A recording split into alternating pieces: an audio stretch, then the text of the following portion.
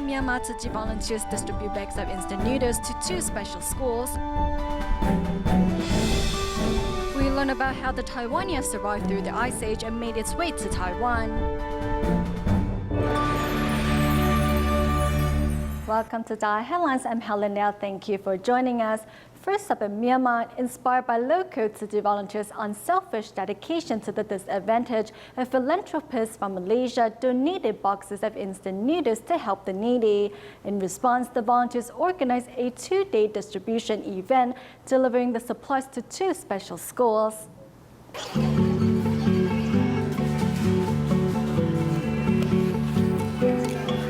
Boxes of instant noodles inside the venue are Myanmar Tzu Chi volunteers and Tzu Chins. Today they are delivering box after box of aid supplies, all of which were donated by a Good Samaritan from Malaysia. The suburban area of Yangon is one of the poorest areas in Myanmar. On behalf of residents there, Tzu Chi volunteers not only deliver aid supplies, but also spread love and care. For these visually impaired, it is hard to recognize each volunteer by their voice. However, Tzu Chi's signature songs are something they can always recognize. Of course, I remember Tzu Chi. You always sing songs to welcome us, like you just sang the welcome song and One Big Family. When I heard that, I knew Tzu Chi volunteers were here.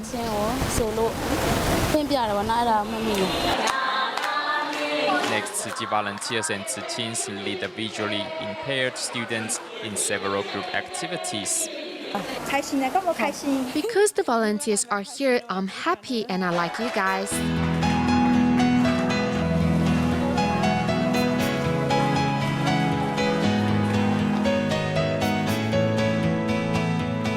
With Myanmar Tzu Chi volunteers' help, an act of love from Malaysia was delivered to those in need of it the most, proving once again that as long as the blue and white clad angels are around, those in need will find the strength to carry on. In the Philippines, on September 20th, a fire broke out in Tongdong district of Manila, leaving 350 households without a roof over their heads. Currently, most of the fire survivors are staying at the local gymnasium.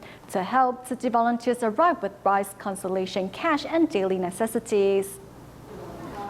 On September 20th, a fire occurred in the area, leaving 350 families homeless. Among the fire survivors is Ludigario Pans, who lost 2 family members in the fire. I asked myself why these things happened to me. The fire killed my grandsons and my wife is still in the hospital. I really need this money to pay for her medical bills.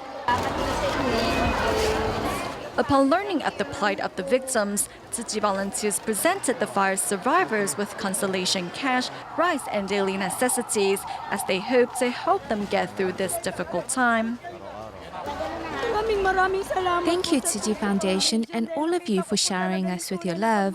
Tzu Chi volunteers are truly giving themselves selflessly to others and have treated all of us like family, regardless of our background.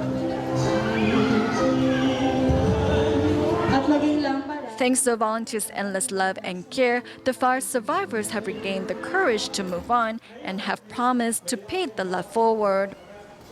In Indonesia, the widening poverty gap means that many impoverished families are unable to afford basic medical services. To help, Tzu Chi's medical team began holding free clinics in 1999 to provide free surgery to those suffering from cataracts, cleft lips, and others. Besides helping needy residents regain healthy bodies, Tzu Chi's work over the years has also helped resolve years of ethnic tensions.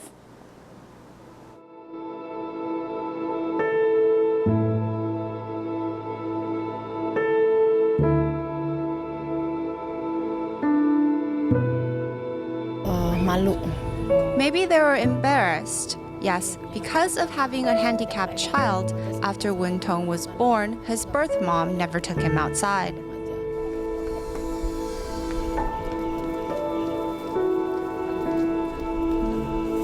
When someone laughs at him, I told him not to be naughty. If your classmates make fun of you, just ignore them. Don't worry if they try to repeat what you said. 10-year-old Wendon, born with cleft lip, was later abandoned by his mother. Having other children tease him also made the boy less talkative. Sebelum dioperasi ngomong nggak? Enggak. Suka diem. Mainan. Living in a shattered house, Wendon's foster mother has no means to renovate their home, let alone paying for his treatment. Last year, Wendon received surgery at Tzu Chi's free clinic to treat his cleft lip, which dramatically boosted his confidence. Ya, kok bisa jadi berani? Mau dioperasi. Biar sembuh ya.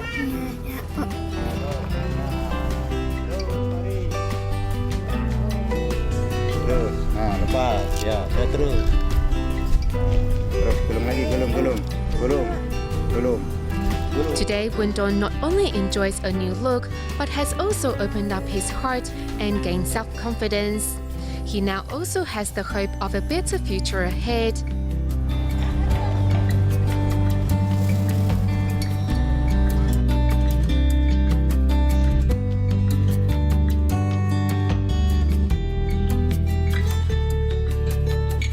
Tzu Chi's free clinic, patients arrive in the hope of receiving the surgery needed to treat their illness. In Indonesia, many cannot afford to visit a doctor, as registration fees alone cost $10. To receive a cataract surgery in a public hospital cost $260. For those with an average income of only $175 per month, radiotherapy treatment is only a dream. In 1995, Indonesia Timur medical staff began holding free clinics, and in 1999, they expanded their services to Java and Sumatra, as well as Papua province. The free clinics have helped more than 60,000 patients and changed the lives of countless needy families. During the social unrest of 1998, Tzu Chi volunteers mobilized to hand out rice and daily necessities to those affected. The following year, large-scale free clinics were also arranged. The love and care of Tzu Chi gradually opened local residents' hearts.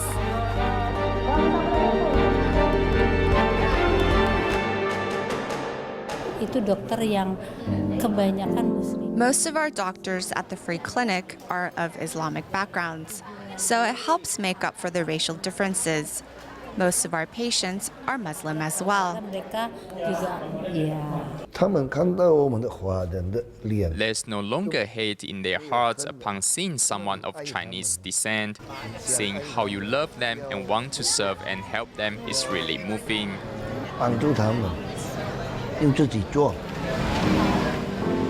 By accepting their differences and giving selflessly to those in need, Tzu Chi's charity work over the years has finally seen positive results.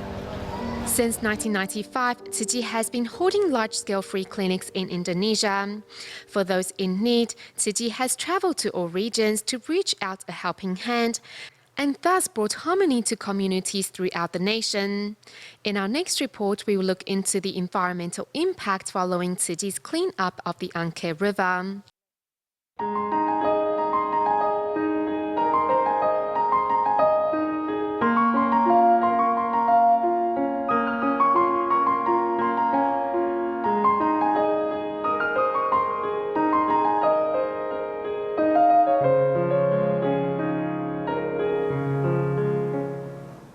Starting today, we bring you a new series of reports on the type of tree which was named after the island of Taiwan, the Taiwania.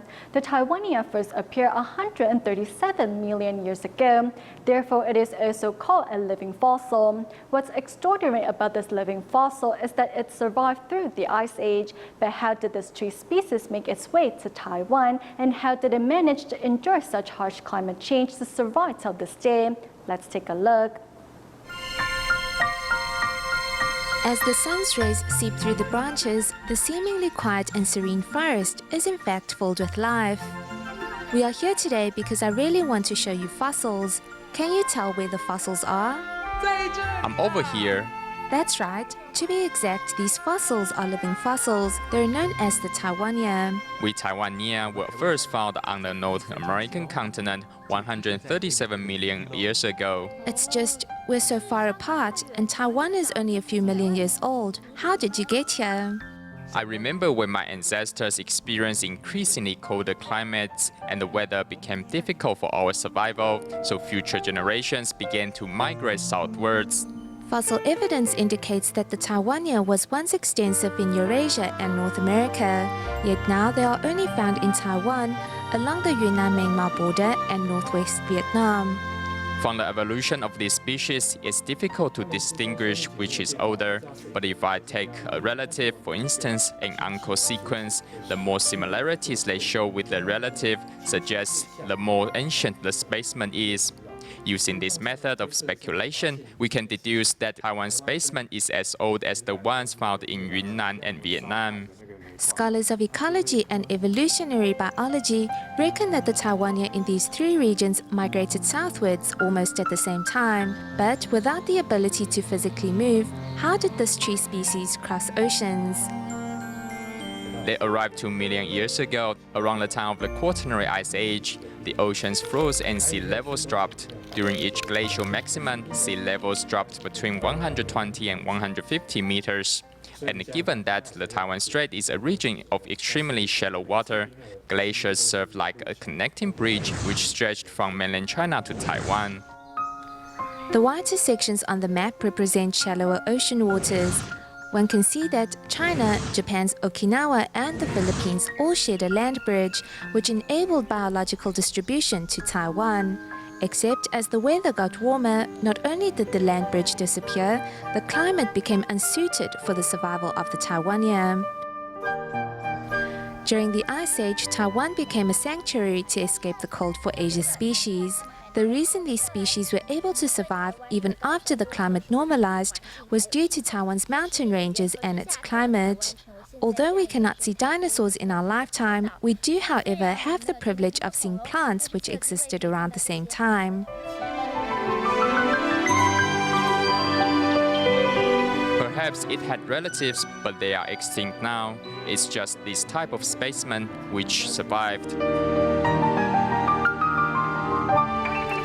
Named after the island of Taiwan, the Taiwania is a precious asset to our country. We should make an effort to know it better. Can you spot me amongst the forest of trees? Teacher! If we look straight ahead where the branches very distinctly drop down and then curve up again, like an American Christmas tree, that is a Taiwania. Only what we understand will we be able to protect. The Taiwania, having survived through many of Earth's changes, finally found a suitable habitat to settle in. Only by cherishing nature's gift are we truly displaying our love for our Earth. In Singapore prior to 1999, local residents had not yet realized the importance of environmentalism and simply threw their garbage into collective bins without sorting them into categories. However, since 1999, after Tzu Chi volunteers set up the country's first recycling point, local residents have gradually developed proper recycling habits. So far, there are 29 recycling points and over 1,100 recycling volunteers in Singapore who work in cooperation with local residents and the government to ensure a sustainable environment for the generations to come. Singapore, a small and densely populated island city-state in Southeast Asia, has a thorough garbage processing system, leading to its people's carelessness in sorting recyclables. The residents usually throw their garbage into the garbage disposal slides, and the trucks downstairs will collect it and take it away. It is very convenient. All prefabricated housing or apartments are equipped with such garbage storage slides through which the residents can easily get rid of their household garbage. However, the act of recycling is normally neglected. Although the government promoted the recycling scheme, the results were not as good as they expected. As they throw all the garbage into the collective bins, they do not realize that some of their garbage is actually recyclable and reusable, such as waste. Statistics show that Singapore's recycling rate stands at only half of Taiwan's and 1/3 of Japan's. After garbage is sent into the incinerator, the leftover ashes will be compressed and later used in land reclamation. However, garbage reduction and recycling are the only ways to ensure a sustainable future for Singapore.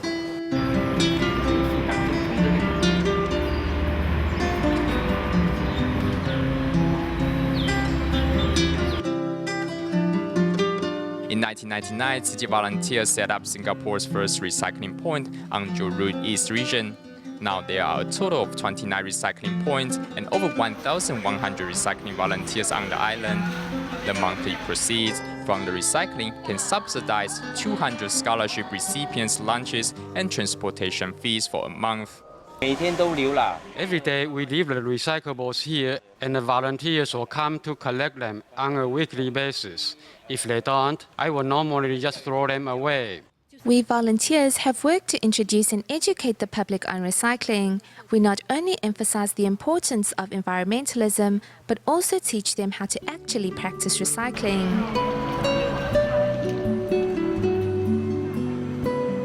Tzu Chi volunteers also periodically take part in environmental events organized by the government.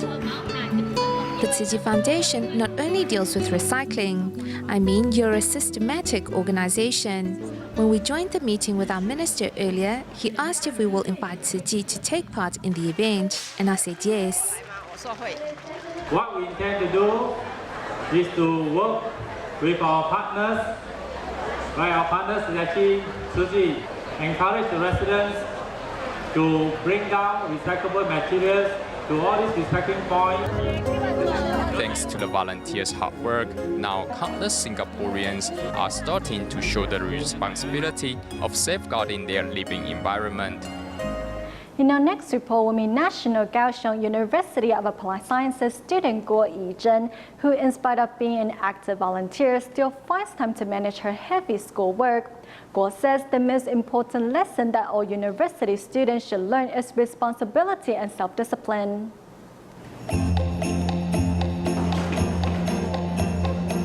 Walking into her classroom before the bell rings, this is National Kaohsiung University of Applied Sciences student Guo Yizhen, who is never late and never leaves class early.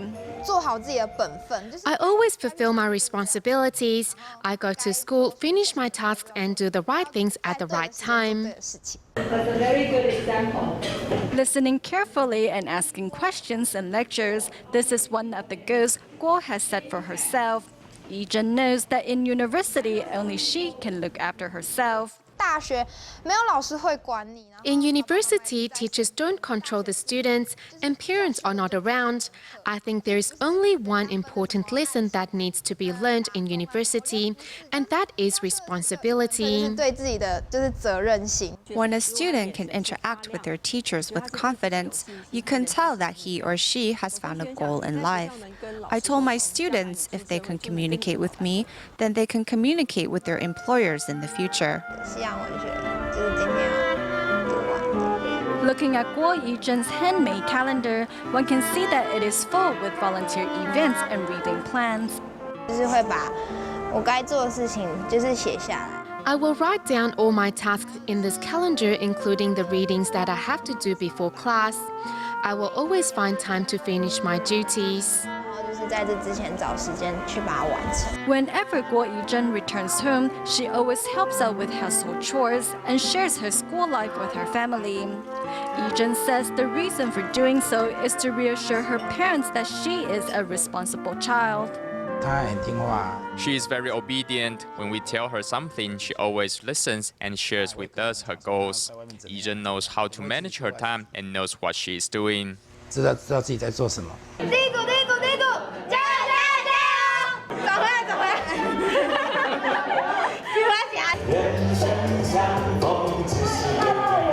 Other than taking care of her schoolwork, during her spare time, Guo Yizhen is also an active Tzu Chi.